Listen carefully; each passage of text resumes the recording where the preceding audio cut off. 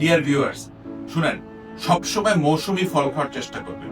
ধরেন এখন আমের সিজন, আপনি এখন শীতকালের ফল খুঁজবেন না, আবার শীতকাল আসলে তখন আম খুঁজবেন না, কারণ ওগুলো সব ফ্রিজে রাখা জিনিসপত্র থাকবে। ধরেন এখন আমের সিজন, কোন আমটা খাবো আমরা বা কোন আমটা খাবেন, এটার মধ্যে কিছু ব্যাপার আছে। আমরা যদি বাজার থেকে কিনে আম খাই, ধরে নিই যে এটার মধ্যে কিছু না কিছু ফরমালিন থাকে।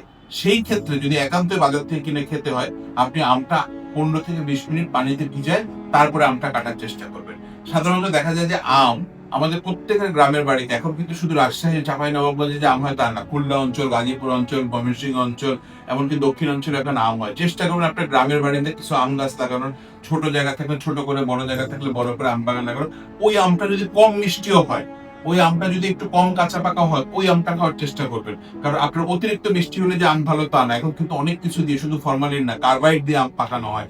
এই আম যখন আপনি খাচ্ছেন ভালো স্বাস্থ্যের জন্য, কিন্তু এটা ক্ষতি হয়ে যাবে। কার্বাইড যদি আপনি দীর্ঘদিন ধরে আপনার শরীরে ঢুকে, কিডনি কিন্তু নষ্ট হয়ে যাবে।